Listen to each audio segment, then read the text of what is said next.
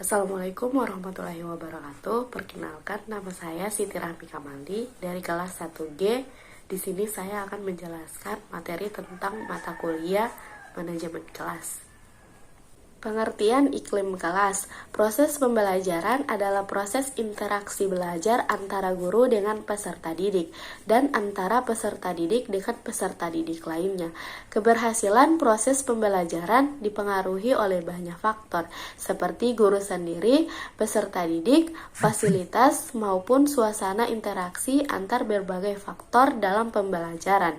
Dalam proses pembelajaran di kelas, upaya guru untuk menciptakan iklim kelas juga menjadi faktor yang sangat penting dalam proses pembelajaran tersebut. Iklim sebenarnya merupakan terjemahan kata climate dalam bahasa Inggris.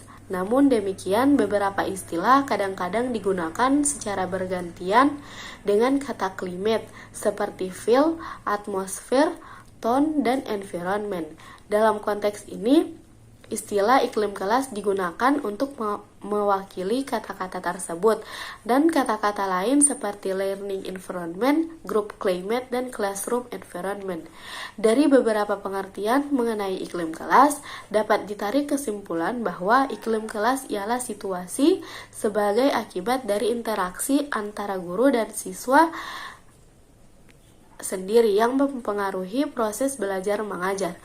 Iklim kelas yang mendukung keberhasilan pelaksanaan kegiatan belajar mengajar adalah iklim kelas yang kondusif. Jika ternyata kelas tersebut belum bisa mendukung keberhasilan kegiatan belajar mengajar, guru perlu bisa mendukung kelas tersebut, bukannya mengendalikan materi pembelajaran ataupun mengendalikan peserta didik sepenuhnya. Kemudian jenis-jenis iklim.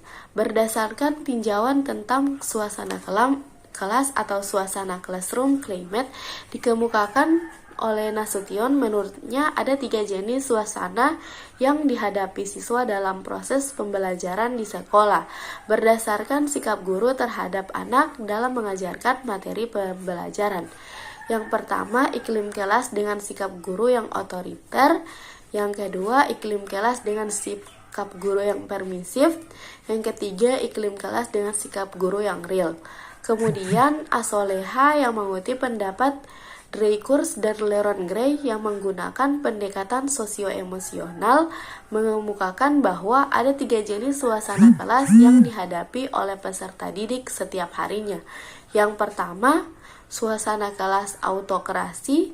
Yang kedua, suasana kelas laissez-faire. Yang ketiga, suasana kelas demokratis. Prinsip dasar pengelolaan kelas. Terdapat 6 prinsip dasar dalam melaksanakan pengelolaan kelas, yaitu sebagai berikut. Yang pertama, kehangatan dan keantusiasan. Kehangatan dan keantusiasan guru dapat memudahkan terciptanya iklim kelas yang menyenangkan dan menjadikan kegiatan belajar mengajar yang optimal. Kemudian yang kedua, tantangan. Penggunaan kata-kata, tindakan, atau bahan-bahan yang menantang akan meningkatkan gairah siswa untuk belajar. Kemudian yang ketiga, bervariasi. Untuk menghindari kejenuhan serta pengulangan-pengulangan aktivitas yang menyebabkan menurunnya kegiatan belajar, diperlukan penggunaan variasi dalam media, gaya, dan interaksi mengajar. Adanya berbagai variasi dalam kegiatan belajar mengajar akan mengurangi kejenuhan siswa dan meningkatkan keterlibatannya dalam tugas dan tidak mengganggu siswa lain. Yang keempat, keluasan.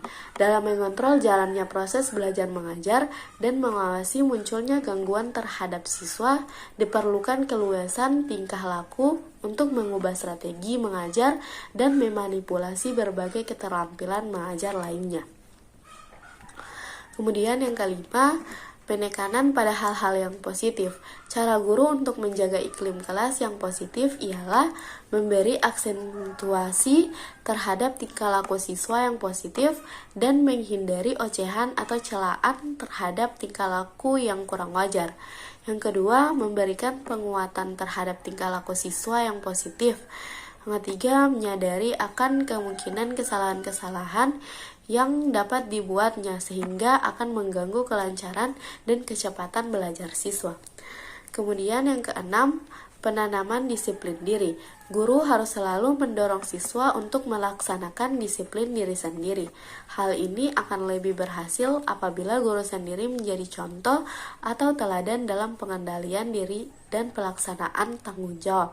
Dengan kata lain, guru menjadi contoh serta memberi contoh kepada siswa.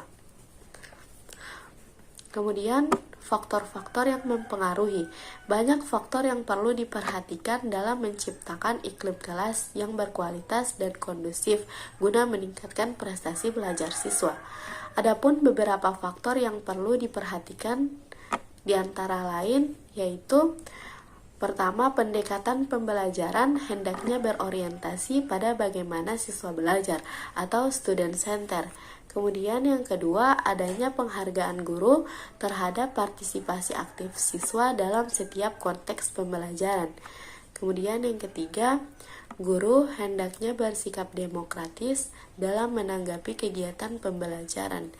Yang keempat, setiap permasalahan yang muncul dalam proses pembelajaran sebaiknya dibahas secara dialogis.